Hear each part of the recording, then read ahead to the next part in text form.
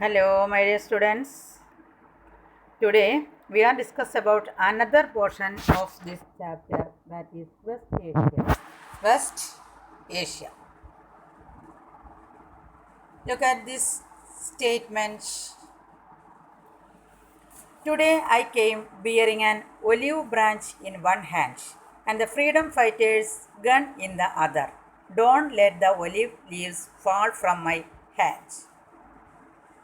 These are the words of Yasser Arafat. Yasser Arafat. Who was Yasser Arafat? He was the chairman of Palestine Liberation Organization, or PLO. Palestine Liberation Organization. Chairman of the Palestine Liberation Organization, Yasser Arafat. What did he say? Today I came bearing an olive branch in one hand. അദ്ദേഹം ഒരു പ്രസംഗം നടത്തുകയാണ്, യാസർ അറാഫത്ത്. അതും എവിടെയാണ്? UN അസംബ്ലിയിൽ, ഐക്യരാഷ്ട്ര സംഘടനയുടെ പൊതുസഭ assembly. അതിൽ 1974 അദ്ദേഹം നടത്തിയൊരു സ്പീച്ചാണ്. യാസർ അറാഫത്ത് നടത്തിയൊരു സ്പീച്ചിൻ്റെ ഒരു ഭാഗമാണ് ഇവിടെ നൽകിയിട്ടുള്ളത്. Today I came bearing an olive branch in one hand. ഒരു കയ്യിൽ സമാധാനത്തിൻ്റെ ഒലിവിലയും മറുകൈയിൽ വിമോചന പോരാളിയുടെ തോക്കുമായാണ് ഞാൻ വന്നിരിക്കുന്നത്. ഒലിവില എൻ്റെ കൈകളിൽ നിന്ന് നഷ്ടമാകാതിരിക്കട്ടെ. സമാധാനത്തിൻ്റെ പ്രതീകമാണ് ഒലീവ് ലീഫ്, അല്ലേ? ആ ഒലീവ് ഇല അദ്ദേഹത്തിൻ്റെ കൈകളിൽ നിന്ന് നഷ്ടമാകാതിരിക്കട്ടെ. ഒരു കയ്യിൽ ഒലിവില, മറ്റേ കയ്യിൽ എന്താണ്? വിമോചന പോരാളിയുടെ തോക്ക്, freedom fighters gun in the other, അല്ലേ? അപ്പോൾ അദ്ദേഹം ഒരു വലിയ പോരാട്ടം നടത്തുകയാണ്. എന്താണ് കാര്യം എന്ന് നമുക്ക് നോക്കാം. അപ്പോൾ who was Yasser Arafat? Yasser Arafat was the chairman of the Palestine Liberation Organization. What would be the circumstances that prompted him to deliver such a speech? അല്ലേ, ഇത്തരത്തിലുള്ളൊരു സ്പീച്ച് അദ്ദേഹം നടത്താനുണ്ടായ കാരണം എന്താണെന്ന് നമുക്കൊന്ന് പരിശോധിക്കാം. Until the First World War, the territory including Palestine was part of the Turkish Empire. As Turkey was defeated in the war, Britain took over the region. വളരെ ശ്രദ്ധിച്ച് മനസ്സിലാക്കുക. Until the First World War, ഒന്നാം ലോക യുദ്ധം, അത് 1914-18 നമ്മൾ പഠിച്ചു. അത് തീരുന്നത് വരെ പലസ്തീൻ ഉൾക്കൊള്ളുന്ന ഭാഗം ടർക്കിഷ് എംപയറിൻ്റെ ഒരു ഭാഗമായിരുന്നു. ടർക്കിഷ് എംപയറിൻ്റെ ഒരു ഭാഗമായിരുന്നു പലസ്തീൻ എന്ന് പറയുന്ന പ്രദേശം. എന്നുവരെ? Until the first world war, the territory including Palestine was part of the Turkish empire. As Turkey was defeated in the war, Britain took over the region. എന്നാൽ നമുക്കറിയാം, ഒന്നാം ലോക യുദ്ധത്തിൽ ടർക്കി പരാജയപ്പെട്ടു, അല്ലേ? അങ്ങനെ പരാജയപ്പെട്ട രാജ്യങ്ങൾ എന്ത് ചെയ്തു? ഈ വിജയിച്ച രാജ്യങ്ങൾ കൈവശപ്പെടുത്തിയില്ലേ? അങ്ങനെ കൈവശപ്പെടുത്തിയപ്പോൾ ഈ പലസ്തീൻ ഉൾക്കൊള്ളുന്ന ടർക്കിഷ് എംപയർ ഏത് രാജ്യത്തിൻ്റെ കീഴിലായി? ബ്രിട്ടൻ്റെ കീഴിലായി. As Turkey was defeated in the war, Britain took over the region. Since the Jews helped Britain in the war, then British Foreign Secretary Arthur Balfour declared the establishment of a Jewish nation in West Asia as a reward. It is known as Balfour Declaration. നമ്മൾ അടുത്ത് പഠിക്കാൻ പോകുന്ന ഒരു short നോട്ടാണ്. What is Balfour declaration? എന്താണ് Balfour പ്രഖ്യാപനം എന്ന് പറഞ്ഞിട്ടുണ്ടെങ്കിൽ എന്നുള്ളതാണ്. നമുക്കറിയാം, ഈ പലസ്തീൻ അങ്ങനെ ആരുടെ കയ്യിലായി? ബ്രിട്ടൻ്റെ കയ്യിലായി മാറി, അല്ലേ? ഈ ജൂയിസ് ഉണ്ടായില്ലേ, ജൂതന്മാർ, അല്ലേ?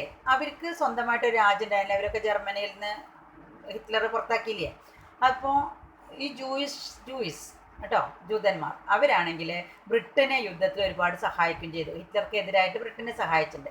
അപ്പോൾ അതിന് പകരമായിട്ട് അന്നത്തെ ബ്രിട്ടീഷ് ഫോറിൻ സെക്രട്ടറി, ബ്രിട്ടീഷ് വിദേശകാര്യ സെക്രട്ടറി ആയിരുന്ന ആർതർ ബാൽഫർ ഒരു ഡിക്ലറേഷൻ നടത്തുകയാണ്. Arthur Balfour, he was the British foreign secretary. He declared the establishment of A Jewish nation in west Asia as A reward. യുദ്ധത്തിൽ ജൂതന്മാർ സഹായിച്ചതിന് പകരമായി റിവാർഡായിട്ട് എന്ത് ചെയ്യുക? വെസ്റ്റ് ഏഷ്യയിലെ അവർക്കൊരു നേഷൻ, ഒരു രാജ്യം നൽകാം എന്ന് ആര് പ്രഖ്യാപിച്ചു? Balfour, Arthur Balfour. This declaration is known as Balfour declaration. വളരെ ശ്രദ്ധിച്ച് മനസ്സിലാക്കുക. Until the First World War, the territory including Palestine was part of the Turkish Empire. As Turkey was defeated in the war, Britain took over the region. Since the Jews helped Britain in the war, the then British Foreign Secretary Arthur Balfour declared the establishment of a Jewish nation in West Asia as a reward. It is known as Balfour Declaration. മനസ്സിലായില്ലേ? അപ്പോൾ ജൂതന്മാർക്ക് സ്വന്തമായിട്ട് ഒരു രാഷ്ട്രം ഉണ്ടായിരുന്നില്ല. ഒന്നാം ലോക യുദ്ധത്തിലും രണ്ടാം ലോക യുദ്ധത്തിലൊക്കെ ബ്രിട്ടന് സഹായം നൽകിയത് ജൂതന്മാരായിരുന്നു. അത് കാരണം എന്ത് ചെയ്യാൻ തീരുമാനിച്ചു? ആർതർ ബാൽഫർ പ്രഖ്യാപനം നടത്താണ് അവർക്ക് ജൂയിഷിന് സ്വന്തമായിട്ടൊരു രാജ്യം അതെവിടെ നൽകാമെന്ന്? വെസ്റ്റ് ഏഷ്യയിൽ ഒരു സഹായിച്ചതിന് പകരമായി നൽകാം എന്നുള്ളത്. ഈ ഡിക്ലറേഷനെയാണ് ബാൽഫർ ഡിക്ലറേഷൻ എന്ന് അറിയപ്പെടുന്നത്. Zionism is an international movement with an objective of the establishment of a homeland for the Jews. Next, Zionism.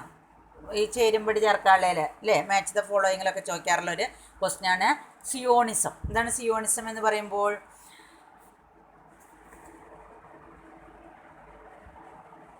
ഈ ജൂതർക്ക്, ജൂയിഷിന് ഒരു സ്റ്റേറ്റ് സ്ഥാപിക്കുക എന്ന ലക്ഷ്യത്തോടു കൂടിയിട്ട് ഒരു മൂവ്മെൻറ്റിന് തുടക്കം കുറിച്ചു.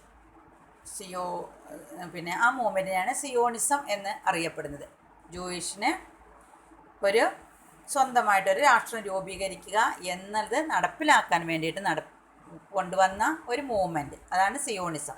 ശ്രദ്ധിക്കൂ, Zionism is an international movement with an objective of the establishment of A home land for the Jewish. അങ്ങനെ ജൂയിസിന് ഒരു ഹോം ലാൻഡ്, സ്വന്തമായിട്ടൊരു രാഷ്ട്രം കിട്ടണം എന്നുള്ള ആവശ്യം തീവ്രമായിട്ട് വരികയാണ്. We have already discussed the assault and cruelty of Hitler towards the Jews. അല്ലേ, നമ്മൾ മുന്നേ പഠിച്ചു ഹിറ്റ്ലർ ജൂതന്മാരോട് പെരുമാറിയിരുന്നത് എങ്ങനെയൊക്കെയാണെന്നുള്ളത്. This intensified the demand for a separate Jewish state. അപ്പോൾ തീർച്ചയായിട്ടും ജൂതന്മാരോട് ഹിറ്റ്ലർ നടത്തിയ ഈ പ്രതികാരങ്ങളൊക്കെ ഉണ്ടല്ലോ, അപ്പോൾ അതിൽ നിന്നൊക്കെ അവരെ മോചിപ്പിക്കണമെങ്കിൽ ബ്രിട്ടീഷുകാരെ സഹായിച്ച ഈ ജൂയിസിന് സ്വന്തമായിട്ടൊരു രാഷ്ട്രം നൽകുകയും വേണം. അല്ലേ, അങ്ങനെ സ്വന്തമായിട്ട് ജൂതന്മാർക്ക് ഒരു രാഷ്ട്രം നൽകുക എന്നുള്ള ശക്തമായിട്ടുള്ള നിലപാട് വരികയും 1948 the nation Israel was formed. ജൂയിസിന് സ്വന്തമായിട്ടൊരു രാഷ്ട്രം 1948 ഫോം ചെയ്തു, നിലവിൽ വന്നു. ആ നാഷനാണ് ഏത്? ഇസ്രയേൽ. വളരെ ശ്രദ്ധിച്ച് മനസ്സിലാക്കുക. In 1948 the nation Israel was formed. Consequently many wars broke out between Israel and the Arab nations. അങ്ങനെ ജൂയിസിന് സ്വന്തമായിട്ടൊരു രാഷ്ട്രം കിട്ടി, അതാണ് ഇസ്രയേൽ. ഇസ്രയേൽ ക്രമേണ എന്ത് ചെയ്യാൻ തുടങ്ങി? മറ്റ് അറബ് രാഷ്ട്രങ്ങളൊക്കെ യുദ്ധം ചെയ്ത് തോൽപ്പിക്കാൻ തുടങ്ങി, അവരൊക്കെ ആയിട്ട് യുദ്ധത്തിൽ ഏർപ്പെടാൻ തുടങ്ങി. Consequently many wars broke out between Israel and the Arab nations. Israel seized Palestine expelling the Palestines from the homeland. അങ്ങനെ സ്വന്തമായിട്ട് രാഷ്ട്രം കിട്ടിയ ഈ ജൂതന്മാർ അല്ലേ, അവരുടെ രാഷ്ട്രം ഏതാണ്? ഇസ്രയേൽ അല്ലേ. അങ്ങനെ രാഷ്ട്രം കിട്ടിയപ്പോൾ അവർ മറ്റുള്ളവരെയൊക്കെ ആക്രമിക്കാൻ തുടങ്ങി. ഇതിനെ തുടർന്ന് ഇസ്രയേലും അറബ് രാഷ്ട്രങ്ങളും തമ്മിൽ ധാരാളം യുദ്ധങ്ങളുണ്ടായി. അവസാനം എന്ത് ചെയ്തു? ഇസ്രയേൽ പലസ്തീനെ കൈവശപ്പെടുത്തി. Israel seized Palestine. ഇസ്രയേൽ പലസ്തീനെ കൈവശപ്പെടുത്തി. Expelling the Palestinians from their homeland. അങ്ങനെ ഇസ്രയേലിൻ്റെ ഭാഗമായി പലസ്തീൻ മാറിയപ്പോൾ ഈ പലസ്തീനിലുള്ള ആളുകൾക്ക് അവരുടെ സ്വന്തം രാജ്യം നഷ്ടപ്പെടുകയാണ്. വളരെ ശ്രദ്ധിച്ച് മനസ്സിലാക്കണം കേട്ടോ. Israel seized Palestine. ഇസ്രയേൽ ജൂതന്മാരുടെ സ്വന്തം രാജ്യമായ ഇസ്രയേൽ പലസ്തീനെ കീഴ്പ്പെടുത്തി. അങ്ങനെ ഓരോ അറേബ്യൻ രാഷ്ട്രങ്ങളുമായിട്ട് യുദ്ധത്തിൽ ഏർപ്പെടുകയും പലസ്തീനെ ഇസ്രയേൽ ആക്രമിച്ച് കീഴ്പ്പെടുത്തുകയും ചെയ്തു. Expelling the Palestines. അപ്പോൾ എന്ത് ചെയ്തു? പലസ്തീനിൽ നിന്ന് അത് ഇസ്രയേൽ കീഴ്പ്പെടുത്തിയപ്പോൾ പലസ്തീനിലെ ആളുകൾ സ്വന്തം രാജ്യം വിട്ടിട്ട് മറ്റ് പല അറേബ്യൻ രാഷ്ട്രങ്ങളിൽ അവർ അഭയം പ്രാപിക്കുകയാണ്. അവർ സ്വന്തം രാജ്യത്ത് പുറത്താക്കപ്പെട്ടതാണ് Palestines. Expelling the Palestines from their homeland. സ്വന്തം രാജ്യത്ത് നിന്ന് അവർ ഇറക്കപ്പെട്ടു. The Palestinian refugees migrated to various Arab countries. അല്ലേ, പലസ്തീനിൽ നിന്ന് പുറത്താക്കപ്പെട്ട റെഫ്യൂജീസ് അഭയാർത്ഥികളെ മറ്റ് പല അറേബ്യൻ രാഷ്ട്രങ്ങളിലും അഭയം പ്രാപിച്ചു. In this context, with an objective of establishing a nation for the Palestinians, a movement called Palestine Liberation Organization was founded with Yasser Arafat as the president. ഈ ഒരു സാഹചര്യത്തിൽ പലസ്തീനിലെ ആളുകൾ വിവിധ അറേബ്യൻ രാജ്യങ്ങളിലല്ലേ അഭയം പ്രാപിച്ചിരിക്കുന്നത്. അവരവിടുത്തെ റെഫ്യൂജീസായിട്ട് അഭയാർത്ഥികളായിട്ട് മാറി. ഈ ഒരു പ്രശ്നം പലസ്തീനിലെ ആളുകൾക്ക് സ്വന്തമായിട്ട് ഒരു രാഷ്ട്രം സൃഷ്ടിക്കുക എന്നുള്ള ഒരു ആവശ്യകത വരികയാണ്. അതിന് വേണ്ടിയിട്ട് ആ നേതൃത്വം കൊടുത്ത വ്യക്തിയായിരുന്നു ആര്? പലസ്തീൻ ലിബറേഷൻ ഓർഗനൈസേഷൻ്റെ ചെയർമാനായിരുന്ന Yasser Arafat. The Palestinian refugees migrated to various Arab countries. In this context, with an objective of establishing a nation for the Palestinians, a movement called Palestine Liberation Organization was formed with Yasser Arafat as the president.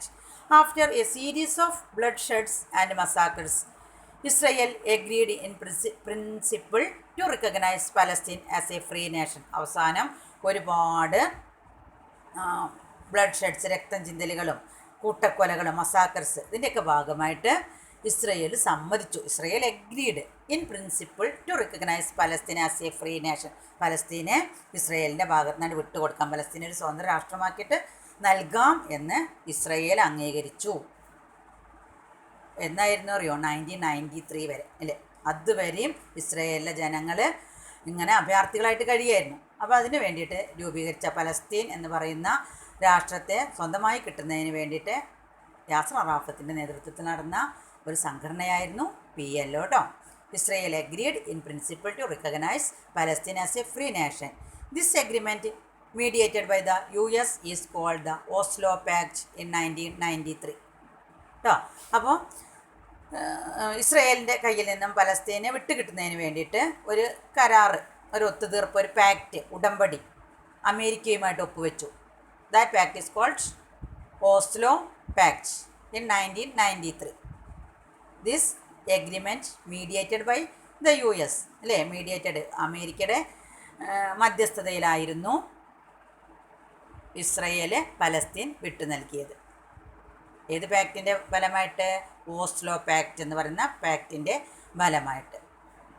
ഏത് വർഷത്തിൽ നിന്നും പഠിച്ചു വയ്ക്കുക കേട്ടോ.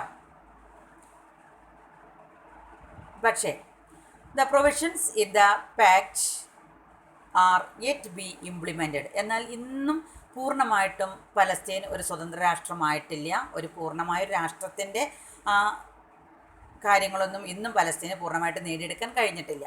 വിട്ടുകൊടുത്തു Palestine എന്ന് പറഞ്ഞൊരു രാജ്യം പലസ്തീൻകാർക്ക് കിട്ടി എന്നല്ലാതെ പൂർണ്ണമായും ഇന്നും ആ നടപടികൾ പൂർത്തിയാക്കപ്പെട്ടില്ല എന്നുള്ളതാണ്. But the provisions in the pact are yet be implemented. ഇനി നിങ്ങൾ disintegration of the Soviet Union എന്നുള്ളത് നമുക്ക് പഠിക്കാം. Disintegration of the Soviet Union. The disintegration എന്ന് പറയുമ്പോൾ decline of the Soviet Union നമ്മൾ പഠിച്ചു. സെക്കൻഡ് വേൾഡ് വാറിന് ശേഷം ബൈപോളാർ വേൾഡായിട്ട് മാറി അല്ലേ? ലോകം 2 ധ്രുവ ലോകങ്ങളായിട്ട് മാറിയിരുന്നു, USA ആൻഡ് USSR. എന്നാൽ 1991 ആയപ്പോഴേക്കും, after the second world war അല്ലേ, 1991 ആയപ്പോഴേക്കും സോവിയറ്റ് യൂണിയൻ്റെ ആ ഒരു ശക്തി ക്ഷയിച്ച് സോവിയറ്റ് യൂണിയൻ തകർന്നു. 1991 ഡിസംബർ 25 ഉണ്ടായത്. എന്നിട്ട് ആ സോവിയറ്റ് യൂണിയൻ എന്ന് പറഞ്ഞ സ്ഥലത്ത് അതിന് പകരം, സ്ഥലം മീൻസ് ആ ഒരു പ്രസ്ഥാനത്തിന് പകരം അവിടെ 15 ഫ്രീ നേഷൻസ് എമർജ് ചെയ്യാൻ പുതുതായിട്ട് ഉണ്ടാവുകയാണ് ചെയ്തത്. അങ്ങനെ disintegration of the Soviet Union. The disintegration of the Soviet Union is one of the significant events in the last decade of the 20th century. Last decade of the 20th century. 20th centuryയുടെ last അവസാന ദശകങ്ങളിൽ സംഭവിച്ച വലിയൊരു സംഭവമായിരുന്നു the disintegration of the Soviet Union. Disintegration of the Soviet Union. അപ്പോൾ അവിടെ ഒരു question വരും. What are the causes led to the disintegration of Soviet Union? What are the causes led to the disintegration of Soviet Union? എന്തെല്ലാം കാരണങ്ങളാണ് Soviet യൂണിയൻ്റെ തകർച്ചയ്ക്ക് ഇടയാക്കിയത്. ചിത്രം നോക്കൂ. ഗോർബച്ചേവ്, മിഖായൽ ഗോർബച്ചേവ്, അദ്ദേഹമായിരുന്നു 1991 സോവിയറ്റ് യൂണിയൻ്റെ president. He introduced some administrative measures called glasnost and perestroika. Mikhail Gorbachev introduced some administrative reforms called glasnost and perestroika. Glasnost means അതിൻ്റെ അർത്ഥം ഓപ്പൺനെസ് എന്നാണ്. ഓപ്പൺനെസ്, തുറന്ന സമീപനം. അതുപോലെ തന്നെ റീകൺസ്ട്രക്ഷൻ, പെരിസ്ട്രോയിക്ക. അപ്പോൾ ഈ അന്നത്തെ സോവിയറ്റ് യൂണിയൻ്റെ പ്രസിഡൻ്റായിരുന്ന മിഖായൽ ഗോർബച്ചേവ് അദ്ദേഹം ചില ഭരണപരിഷ്കാരങ്ങൾ അവിടെ നടപ്പിലാക്കുകയാണ്. അതാണ് ഗ്ലാസ്നോസ്റ്റ്, പെരിസ്ട്രോയിക്ക എന്നൊക്കെ പറയുന്നത്. പക്ഷേ അതൊക്കെ പരാജയപ്പെടാനുണ്ടായത് അത് സോവിയറ്റ് യൂണിയൻ്റെ തകർച്ചയ്ക്കിടയാക്കിയ ഒരു കാരണമാണ്. അപ്പോൾ ഒന്ന്, the administrative measures of Mikhael Gorbachev like glasnost and perestroika. Deviation from the basic principles of socialism. Soviet union അല്ലേ, അവിടെ സോഷ്യലിസം എന്ന് പറയുന്ന ആശയമാണ് ഉണ്ടായിരുന്നത്. അതിൽ നിന്ന് ഈ സോവിയറ്റ് യൂണിയൻ മെല്ലെ മെല്ലെ വ്യതിചലിക്കാൻ തുടങ്ങി. Deviation from the basic principles of socialism. Socialist പിന്നെ ഡീവിയേറ്റ് ചെയ്തിട്ടുണ്ടെങ്കിൽ പിന്നെ ഏത് ആശയം അവിടെ ഉണ്ടാവുക? ക്യാപിറ്റലിസമാണ്. ഇപ്പോൾ അമേരിക്കയുടെ ചായ്വിലേക്ക് പോവില്ലേ? അപ്പോൾ സോഷ്യലിസത്തിൽ നിന്നുള്ള ഡീവിയേഷൻ ഒരു കാരണമായി മാറി. മറ്റൊന്ന് എന്തായിരുന്നു? Corruption and inefficiency of the bureaucracy. Bureaucracy പറയുമ്പോൾ ഓഫീസേഴ്സ്, ഉദ്യോഗസ്ഥർ കാട്ടിയിരുന്ന കറപ്ഷൻ, അഴിമതി, ഇൻഎഫിഷ്യൻസ്, കാര്യശേഷി കുറവ്, എഫിഷ്യൻസി ഇല്ലായ്മ, inefficiency and corruption of the bureaucracy. ഉദ്യോഗസ്ഥർക്ക് വേണ്ടത്ര കാര്യക്ഷമത ഉണ്ടായിരുന്നില്ല എന്നുള്ളതും ഡിസിൻറ്റഗ്രേഷനിലേക്ക് നയിച്ചു. Failure in bringing about changes in economic സെക്ടറിലുള്ള ചേഞ്ചസ് കൊണ്ടുവന്നപ്പോൾ അതിലുണ്ടായ പരാജയം. Failure in bringing about changes in economic sector are led to the disintegration of Soviet Union. കേട്ടോ, സോവിയറ്റ് യൂണിയൻ്റെ തകർച്ചയ്ക്കിടയാക്കിയ കാരണങ്ങൾ വളരെ ഇമ്പോർട്ടൻ്റ് ആണ്. ഈ 4 കാര്യങ്ങൾ നിങ്ങൾ പഠിച്ചു വെക്കണം. ആരായിരുന്നു അന്നത്തെ president? Mikhael Gorbachev. With the resignation of Gorbachev as president in 1991, Soviet Union formally ceased to exist. അവസാനം അദ്ദേഹം എന്ത് ചെയ്തു? ഗോർബച്ചേവ് റിസൈൻ ചെയ്തു. അതിൻ്റെ റിസൾട്ട് എന്തായിരുന്നു? Soviet union formally cease to exist. Soviet union എന്നുള്ളതാണ്ട് ഇല്ലാതെയിട്ട് മാറി. അപ്പോൾ ലോകം അന്ന് 2 ധ്രുവങ്ങളാണ് ഉണ്ടായിരുന്നത്. അതിൽ സോവിയറ്റ് യൂണിയൻ ഇല്ലാതെയാലത്തെ അവസ്ഥ എന്താണ്? പിന്നെ അതൊരു യൂണിപോളാർ വേൾഡായിട്ട് മാറുകയാണ്. യൂണിപോളാർ, ഏകധ്രുവ ലോകമായിട്ട് മാറുകയാണ്. അതേതാണ്? അമേരിക്കൻ ഡൊമിനൻസിലുള്ള ഒരു ലോകമായിട്ട് മാറുകയാണ്. Naturally this ended cold war. അല്ലേ, ഈ ഒരു disintegration of Soviet Union leads to ended cold war. ശീതസമരം നടന്നിരുന്നില്ലേ? സോഷ്യലിസ്റ്റ് ഐഡിയകളും അതുപോലെ തന്നെ ക്യാപിറ്റലിസ്റ്റ് ഐഡിയാസും തമ്മിൽ, USA ആൻഡ് USSR തമ്മിൽ അതങ്ങോട്ട് ഇല്ലാതെയായി. കാരണം എന്താ? സോവിയറ്റ് യൂണിയൻ ഇല്ലാതെയായി. Naturally this ended cold war. The disintegration of the Soviet Union had a wide impact on international relations. അവിടെ ഒരു ക്വസ്റ്റ്യൻ വരുന്നു.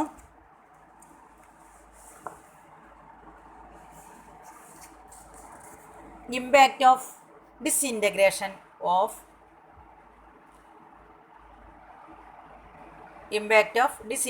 Of Soviet Union. ഒരു ക്വസ്റ്റ്യൻ ഈ ലാസ്റ്റ് പാരഗ്രാഫിൽ.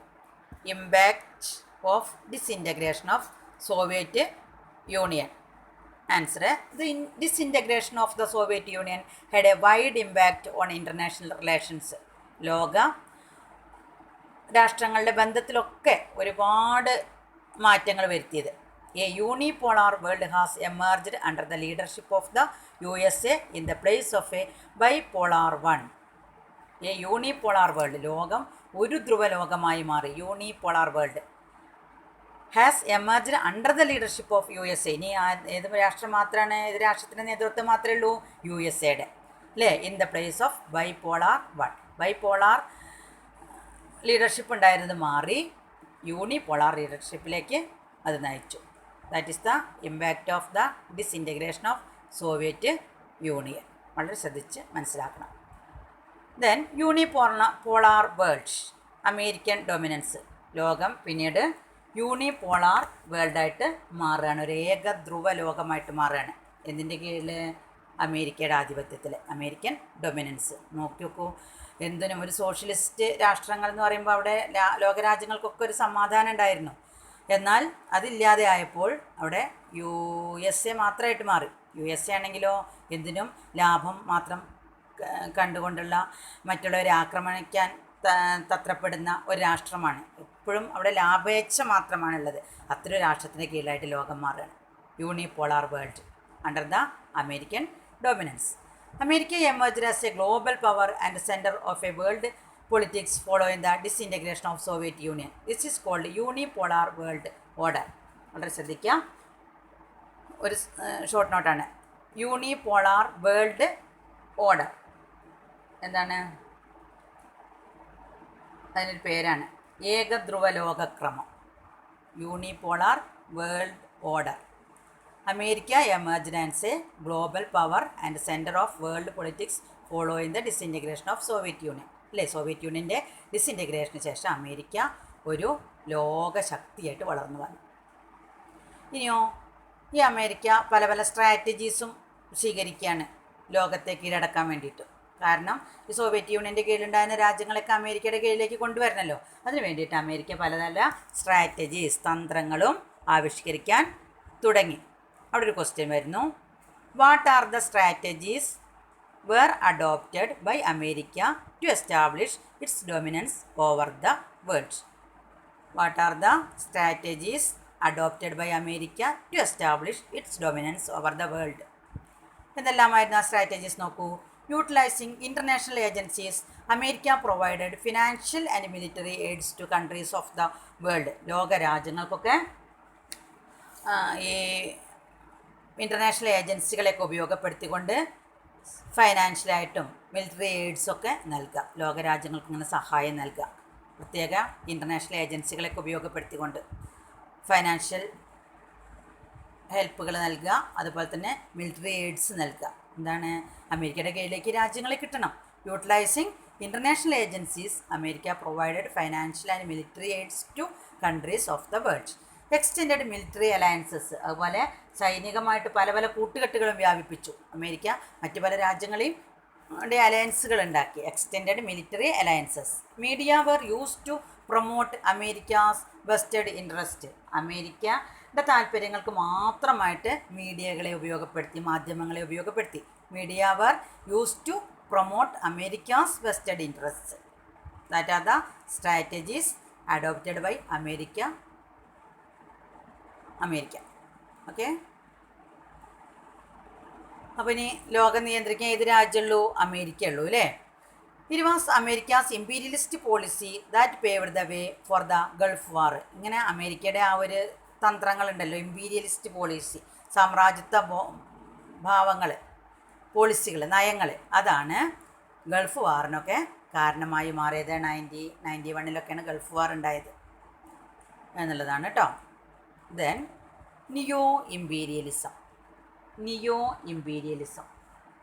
എന്താ നിയോ ഇമ്പീരിയലിസം? നവസാമ്രാജ്യത്വം. നവ മീൻസ് ന്യൂ ഇമ്പീരിയലിസം. ഒരു പുതിയ തരം ഇമ്പീരിയലിസം തുടങ്ങുകയാണ്. എന്താ ഉണ്ടായി നോക്കൂ. In the post war period A new kind of imperialism emerged. Multinational companies which are registered in a country and functioning in many countries began to interfere in the economic, social and cultural sectors of the later for the serving the interests of the capitalist countries. It is known as neo-imperialism. നിങ്ങൾ 9ാം ക്ലാസ്സിൽ പഠിച്ചു ബഹുരാഷ്ട്ര കമ്പനികൾ എന്നുള്ളത്. ഈ ബഹുരാഷ്ട്ര കമ്പനികൾ അല്ലേ, മൾട്ടി നാഷണൽ കമ്പനീസ്. എന്താണ് മൾട്ടിനാഷണൽ കമ്പനീസ് എന്ന് പറയുമ്പോൾ? Which are registered in A country, ഒരു രാജ്യത്ത് രജിസ്റ്റർ ചെയ്യും. And functioning in many countries, പല പല രാജ്യങ്ങളിലും പ്രവർത്തിക്കും. അങ്ങനെ കമ്പനികൾ, ഇതൊക്കെ അമേരിക്കയുടെ ഒരു സ്ട്രാറ്റജികളായിരുന്നു. അത് അമേരിക്ക സ്വന്തം താല്പര്യങ്ങൾക്ക് വേണ്ടിയിട്ട് ഇങ്ങനെ ഈ പല രാജ്യങ്ങളെയും, അതായത് ഇക്കണോമിക്കലായിട്ട് ഡെവലപ്പ് ചെയ്ത രാജ്യങ്ങളെ അല്ലാത്ത രാജ്യങ്ങളിലേക്ക് ചൂഷണം ചെയ്തുകൊണ്ട് ഇടപെടുക. In the post-war period, a new kind of imperialism emerged. Multinational companies which are registered in a country and functioning in many countries, that is multinational companies, began to interfere in economic, social and cultural sectors of later for serving the interest of the capitalist countries. It is known as neo imperialism. കേട്ടോ, മനസ്സിലായോ? സ്വന്തം താല്പര്യങ്ങൾക്ക് വേണ്ടിയിട്ട് വികസ്വരവും അവികസിതവുമായ രാജ്യങ്ങളുടെ, ഇപ്പോൾ നമ്മളെ India പോലെയൊക്കെയുള്ള രാജ്യങ്ങൾ, പിന്നെ വളരെ പാവപ്പെട്ട രാജ്യങ്ങൾ, നമ്മളൊക്കെ ഡെവലപ്പിംഗ് കൺട്രീസാണ്. Developed countries. ഇപ്പോൾ സോറി കേട്ടോ, അമേരിക്കയൊക്കെ ഡെവലപ്ഡ് കൺട്രീസാണ്. ഇന്ത്യ ഡെവലപ്പിംഗ് കൺട്രീസാണ് അല്ലേ? ഡെവലപ്പിംഗ് എന്ന് പറയുമ്പോൾ അങ്ങനെ വികസിച്ചു കൊണ്ടിരിക്കുന്നതാണ്. അതിനെയാണ് വികസ്വര രാഷ്ട്രങ്ങൾ എന്ന് പറയാം. അപ്പോൾ എന്ത് ചെയ്തു? ഈ അമേരിക്ക പോലെയുള്ള ഡെവലപ്ഡ് കൺട്രീസ് ഡെവലപ്പിംഗ് കൺട്രീസിൻ്റെ ഇക്കണോമിക്കും സോഷ്യലും അല്ലേ കൾച്ചറലൊക്കെ ആയിട്ടുള്ള എല്ലാ സെക്ടേഴ്സിലും ഇടപെടുക. That is called neo imperialism. Neo imperialism short നോട്ടായിട്ട് അത് പഠിച്ചേക്കാം കേട്ടോ. The multinational companies competed with one another to control the resources and assets of the third world countries. ഈ തേർഡ് വേൾഡ് കൺട്രീസ് പറയുമ്പോൾ മൂന്നാം ലോക രാഷ്ട്രങ്ങൾ. നമ്മൾ നേരത്തെ പഠിച്ചില്ലേ, പിന്നെ പുതുതായിട്ട് സ്വാതന്ത്ര്യം നേടിയ ഇന്ത്യയെ പോലെയൊക്കെയുള്ള രാജ്യങ്ങൾ, നാമിൻ്റെ കീഴിലുള്ള രാജ്യങ്ങൾ, നോൺ അലൈൻമെൻറ്റ് മൂവ്മെൻറ്റിലുള്ള രാജ്യങ്ങൾ, അതിനാണ് ആ രാജ്യങ്ങളാണ് തേർഡ് വേൾഡ് കൺട്രീസ് എന്ന് പറയുമ്പോൾ. ഈ രാജ്യങ്ങളൊക്കെ ചൂഷണം ചെയ്തുകൊണ്ട് മൾട്ടിനാഷണൽ കമ്പനീസ് മത്സരങ്ങൾ ആരംഭിച്ചു. ദേ promoted consumerism in third world countries to sell their products. Developing nations were considered as the markets for the multinational companies. Developing countries, ഈ പുരോഗതി നേടിക്കൊണ്ടിരിക്കുന്ന രാജ്യങ്ങളുണ്ടല്ലോ, ഈ രാജ്യങ്ങൾ ഈ മൾട്ടിനാഷണൽ കമ്പനികളുടെ മാർക്കറ്റുകളായിട്ട് മാറുകയാണ്. അപ്പോൾ നമ്മളെ ഇന്ത്യ പോലെയൊക്കെയുള്ള രാജ്യങ്ങൾ അമേരിക്കയുടെയൊക്കെ മാർക്കറ്റുകളായിട്ട് മാറുകയാണ്. In fact the products of developed nations started reaching even the villages of developing nations. Due to the pressure from multinational products and marketing strategies, the economy of many countries started to collapse. അങ്ങനെ എന്താ ഉണ്ടായേ? ഈ multinational കമ്പനീസിൽ ഉൽപ്പാദിപ്പിക്കുന്ന ഉൽപ്പന്നങ്ങൾ അത് നമ്മളുടെയൊക്കെ അടുത്തുള്ള മാർക്കറ്റുകളിലൊക്കെ എത്താൻ തുടങ്ങി. ഇപ്പോൾ ഇത് ഉദാഹരണമായിട്ട് കൊക്കക്കോള പോലെയൊക്കെയുള്ള സാധനങ്ങളൊക്കെ അതാ നമ്മൾ ഉപയോഗിക്കുന്ന ഓരോ ഉൽപ്പന്നങ്ങൾ, ചൈനയുടെയും പിന്നെ ജപ്പാൻ്റെയും ഒക്കെ ആയിട്ടുള്ള ഉൽപ്പന്നങ്ങളല്ലേ, made in China, made in Kenya, Korea എന്നൊക്കെ പറഞ്ഞുള്ള ഉൽപ്പന്നങ്ങളൊക്കെ ഉണ്ടല്ലോ, അതൊക്കെ നമ്മളുടെ അടുത്തൊക്കെ മാർക്കറ്റുകളിൽ കിട്ടുകയാണ്. ഇതൊക്കെ എന്നൊക്കെ കാരണം എന്തായിരുന്നു? ഈ ന്യൂ ഇമ്പീരിയലിസം ആയിരുന്നു. Due to the pressure from multinational products and marketing strategies, the economy of many countries started to collapse. അങ്ങനെ എന്ത് ചെയ്തു? ഈ മൾട്ടിനാഷണൽ കമ്പനികളോട് കോമ്പീറ്റ് ചെയ്യാൻ പറ്റാതെ നമ്മുടെ സാധാരണമായിട്ടുള്ള ഇക്കണോമിക് സെക്ടേഴ്സ് ഉണ്ടല്ലോ, അതൊക്കെ കൊളാപ്സ്ഡ്, തകരാൻ തുടങ്ങി. അതായത് മറ്റ് വിദേശ വസ്തുക്കളുടെ ഉൽപ്പന്നങ്ങൾ നമ്മളുടെ മാർക്കറ്റുകളിൽ എത്തിയപ്പോൾ എന്താണ്ടായേ? നമ്മളുടെ ഉൽപ്പന്നങ്ങൾക്ക് ആവശ്യക്കാരില്ലാത്തൊരവസ്ഥ വന്നു. ഇതായിരുന്നു ഈ ന്യൂ ഇമ്പീരിയലിസം എന്ന് പറയുമ്പോൾ, നിയോ ഇമ്പീരിയലിസം. ഈ നിയോ ഇമ്പീരിയലിസം കൊണ്ടുവരുന്നത് ആരാണ്? ഏത് രാജ്യമായിരുന്നു? അമേരിക്കയായിരുന്നു. ഇനി നോക്കൂ, ന്യൂ ഇക്കണോമിക് പോളിസി പറയുമ്പോൾ globalisation, liberalisation and privatisation are the concepts of new imperialism. Globalisation posed some challenges to the developing countries. ഈ നിയോ ഇമ്പീരിയലിസം എന്ന് പറഞ്ഞില്ലേ, ഈ നിയോ ഇമ്പീരിയലിസത്തിൻ്റെ ചില കോൺസെപ്റ്റ്സുകൾ, ചില ആശയങ്ങളായിരുന്നു globalisation, privatisation and liberalisation. Liberalisation and privatisation are the concepts of new imperialism. ഇനി നമുക്ക് എന്തൊക്കെയാണ് നോക്കാം. അതൊക്കെ നമ്മൾ 9ാം ക്ലാസ്സിൽ പഠിച്ചാട്ടെ മക്കളെ. ലിബറലൈസേഷൻ ഉദാരവൽക്കരണം. Adaption of liberal regulations and taxation systems to facilitate the import of multinational products to domestic markets എന്ന് പറയുമ്പോൾ അത് അതേപോലെ തന്നെ പഠിച്ചു വെക്കണം കേട്ടോ. Liberalisation, adoption of liberal regulations and taxation systems. ഓരോ രാജ്യത്തെയും ഗവൺമെൻറ്റുകൾ എന്ത് ചെയ്യാൻ തുടങ്ങി? നികുതികൾ കുറച്ചു.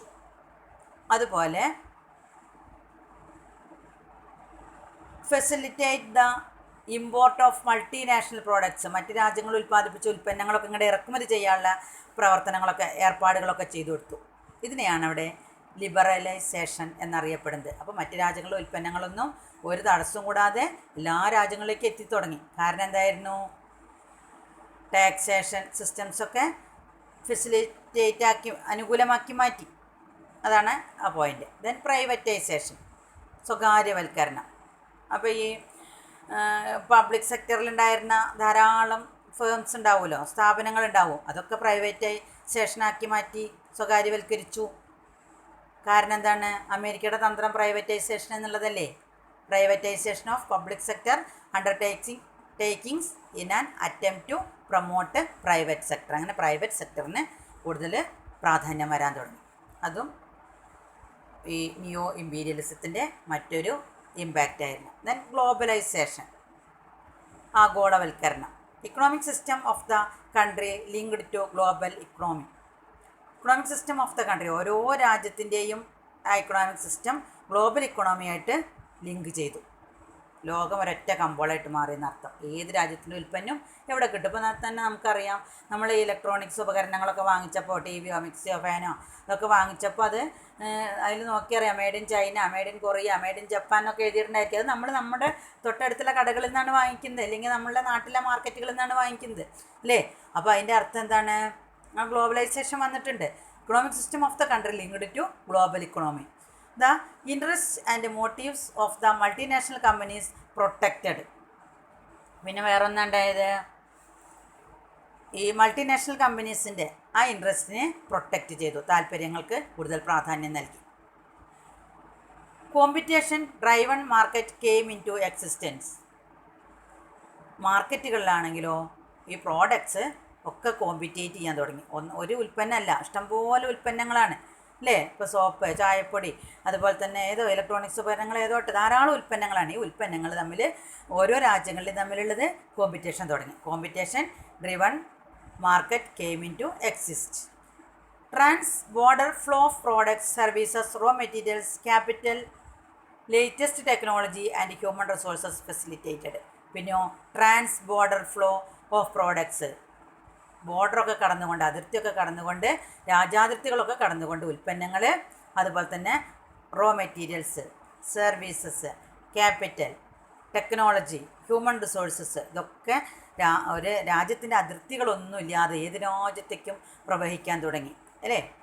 ഏത് രാജ്യത്തിൻ്റെ ഉൽപ്പന്നങ്ങൾ എവിടെയും കിട്ടും, ഏത് രാജ്യത്തിൻ്റെ ടെക്നോളജികളും ആർക്കും ഉപയോഗിക്കാം, ഹ്യൂമൻ റിസോഴ്സിനെ എവിടെയും ഉപയോഗിക്കാം അല്ലേ. ആർക്കും ഏത് രാജ്യത്തും പ്രവേശനം നടത്താനും പഠിക്കാനാണെങ്കിലും ജോലിക്ക് വേണമെങ്കിലും, അതുപോലെ തന്നെ ടെക്നോളജികളും ഒക്കെ trans border flow of products തുടങ്ങി. ഇതൊക്കെ ഗ്ലോബലൈസേഷൻ്റെ ഭാഗമായിട്ടുണ്ടായ കാര്യങ്ങളാണ്.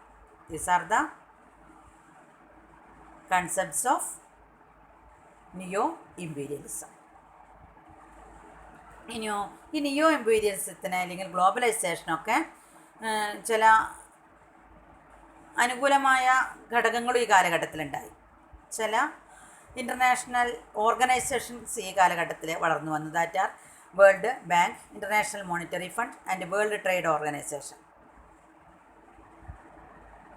International organizations such as World Bank, International Monetary Fund and World Trade Organizations are facilitate to neo-imperialism. ഇനി നിങ്ങളവിടെ പഠിക്കാം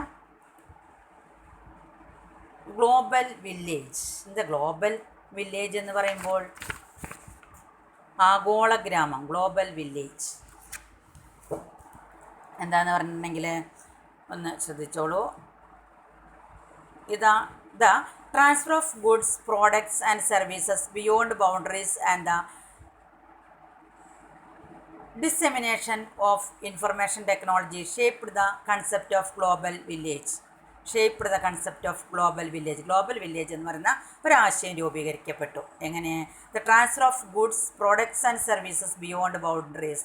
അതിർവരമ്പുകളില്ലാതെ ഗുഡ്സ്, പ്രോഡക്ട്സ്, സർവീസസ്, ടെക്നോളജി അല്ലേ, ഇതൊക്കെ ഒരു രാജ്യത്ത് നിന്ന് മറ്റു രാജ്യത്തേക്ക് ട്രാൻസ്ഫർ ചെയ്യാൻ തുടങ്ങി. The transfer of goods, products and services beyond boundaries and the dissemination of information technology shaped the concept of global village. അപ്പോൾ ഗ്ലോബൽ വില്ലേജ് എന്താണെന്ന് അതവിടെ എഴുതി വയ്ക്കാം. ഇങ്ങനെ ലോകം ഒരൊറ്റ കമ്പോളായിട്ട് മാറുകയാണ്, ഒരു വില്ലേജായിട്ട് മാറുകയാണ്. ഏത് രാജ്യത്തും എന്തും കിട്ടുന്നൊരവസ്ഥ. ഇനിയോ globalisation posed some challenges to the developing countries. എന്നാൽ ഈ ഗ്ലോബലൈസേഷൻ അത് ഡെവലപ്പിംഗ് കൺട്രീസിനെ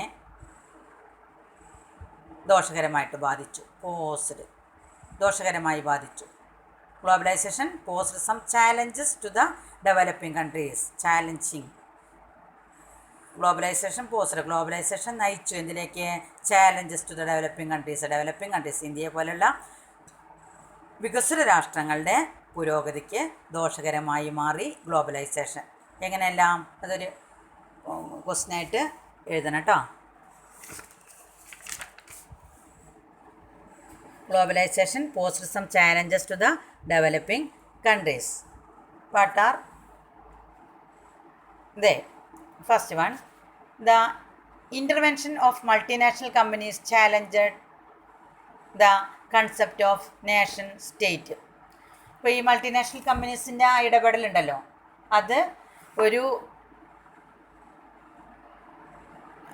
സ്റ്റേറ്റ് എന്നുള്ള ആ കൺസെപ്റ്റ് അത് മാറ്റിമറിച്ചു എന്നുള്ളതാണ്. ദ ഇൻ്റർവെൻഷൻ ഇടപെടൽ of multinational companies challenge the concept of nation state. ഇപ്പോൾ ഒരു ഉൽപ്പന്നം അത് ഏത് രാജ്യത്ത് ഉണ്ടാക്കിയതാണ് എന്നുള്ളത്, ഇപ്പോൾ ജപ്പാൻ്റെ ഒരു ഉൽപ്പന്നമാണ് എന്ന് പറയുമ്പോൾ അത് ജപ്പാനിൽ മാത്രം ഉണ്ടാക്കിയതല്ല, മറ്റ് പല രാജ്യങ്ങളിൽ നിന്നാണ് അതിൻ്റെ റിസോഴ്സസ് കിട്ടിയിട്ടുണ്ടായിരിക്കുക എന്നർത്ഥം. അതിൻ്റെ പാർട്സ് പല രാജ്യങ്ങളിലും ഉണ്ടാക്കിയിട്ടുണ്ടായിരിക്കും. അപ്പോൾ ആ multinational companies challenge the concept of nation state led to the destruction of indigenous culture.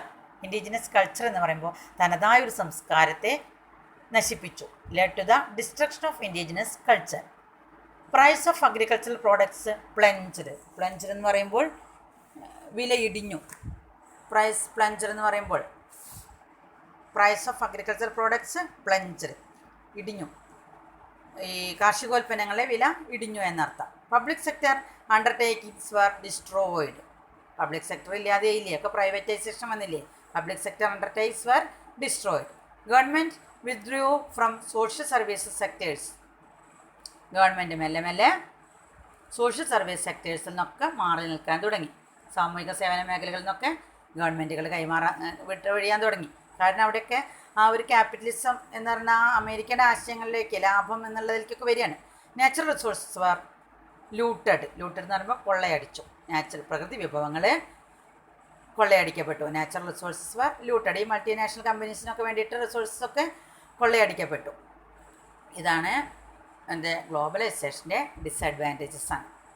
These are the points of the disadvantages of globalisation. വീണ്ടും ഞാൻ പറയുന്നില്ല, ഓരോന്ന് എക്സ്പ്ലെയിൻ ചെയ്തെന്നുണ്ട്, പഠിച്ചു വയ്ക്കണം കേട്ടോ. അപ്പോൾ നമ്മൾ ഇത്രയും കാര്യങ്ങളാണ് ഈ ഒരു ചാപ്റ്ററിൽ പറയുന്നത് അല്ലേ.